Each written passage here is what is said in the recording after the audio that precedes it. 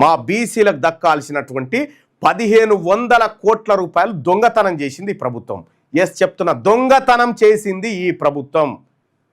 రేపు తెలంగాణ రాష్ట్రంలో తెలంగాణ రాజ్యాధికార పార్టీ బీసీ ప్రభుత్వం ఏర్పడ్డ తర్వాత దీన్ని తొవ్వి తీస్తాము.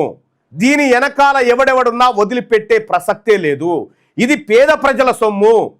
ఈ సొమ్మును దిగమింగినటువంటి వాళ్ళు ఎవరైతే ఉన్నారో వాళ్ళందరినీ బాజప్తా బోన్లో నిలబెడతాం, ఈ డబ్బులు కక్కిస్తాం.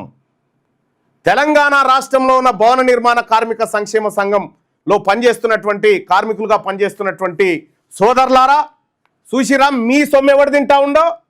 మీ సొమ్ము అగ్రవర్ణాలు తింటా ఉన్నారు. మీకేదో పెట్టినట్టు డ్రామా చేస్తూ ఉన్నారు. మన సొమ్ము తింటారు వాళ్ళు, మన సొమ్ము తిని బతుకుతా ఉన్నారు.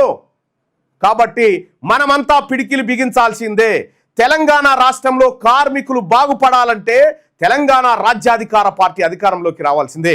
అందుకోసమే తెలంగాణ రాజ్యాధికార పార్టీ సింబల్లోనే తన మోటోలోనే ఇగో కార్మికుని సంక్షేమాన్ని కాంక్షిస్తూ తీసుకొచ్చింది.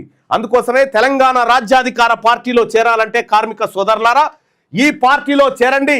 ఖచ్చితంగా ఈ దొంగల ముఠాను నడి రోడ్డు మీద నిలబెట్టే బాధ్యత తీన్మార్ మల్లన్నగా నేను తీసుకుంటా. మీరు చేయాల్సింది ఏం లేదు. 9866524314 ఈ నెంబర్కు వాట్సాప్లో మిస్డ్ కాల్ ఇవ్వండి.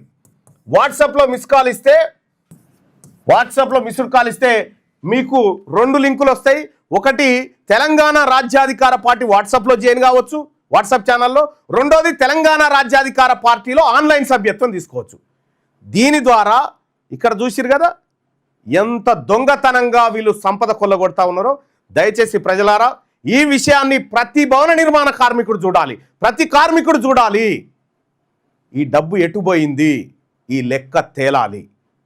ఖచ్చితంగా తెలంగాణ రాజ్యాధికార పార్టీ నిర్మాణ రంగ కార్మికులకు అండగా నిలబడుతుంది, వాళ్ళ సంక్షేమాన్ని కాంక్షిస్తుంది, వాళ్ళ డబ్బు తిన్నటువంటి పందికొక్కులను బాజప్తా బజార్లోకి లాక్కొస్తుంది, ఈ ప్రజలకు ఆ డబ్బు పంచుతుంది అని చెప్పి తెలియజేస్తాం.